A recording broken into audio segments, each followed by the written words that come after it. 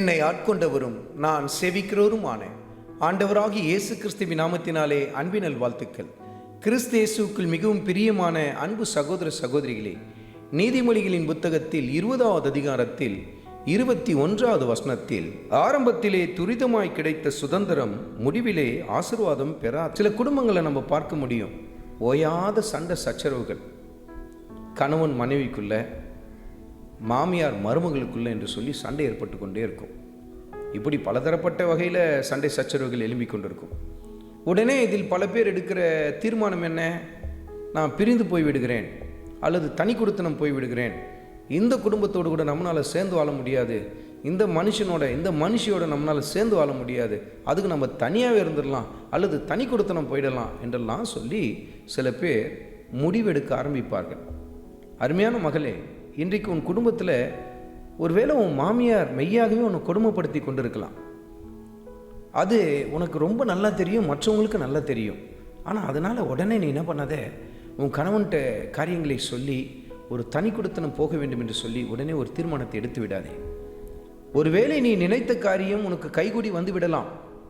உடனே நீ அந்த குடும்பத்திலிருந்து பிரிந்து உன் கணவனையும் தனியாக அழைத்து கொண்டு ஒரு தனி குடித்தனம் போயிருக்கலாம். ஒரு சுதந்திரத்தை நீ பெற்றுக்கொண்டது போல உனக்கு காணப்படும். ஆனால் அது முடிவில் என்ன பண்ணாது? ஆசீர்வாதத்தை தராது. ஏன் தெரியுமா? உன் கணவனுக்குள்ள உள்ளத்தில் ஒரு நெருடல் இருந்து கொண்டே இருக்கும். என்ன தெரியுமா?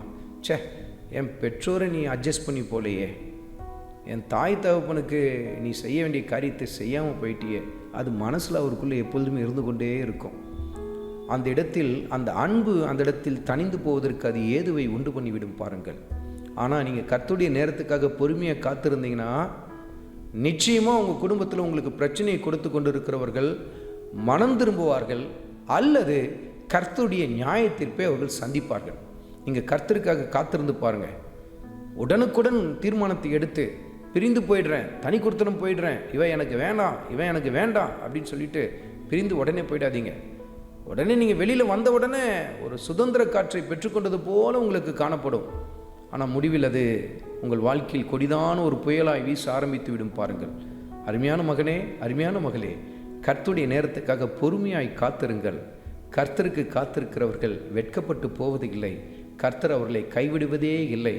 கர்த்தர் உங்களுக்கு காரியத்தை வாய்க்க பண்ணும் வரையிலும் பொறுமையாய் காத்திருப்பீர்கள் சொன்னால் முடிவிலே அது உங்களுக்கு மிகப்பெரிய ஆசீர்வாதமாய் அமையும் பாருங்கள். ஆண்டவராகிய இயேசு கிறிஸ்துவின் கிருபை உங்கள் அனைவரோடும் கூட இருப்பதாக. ஆமென்.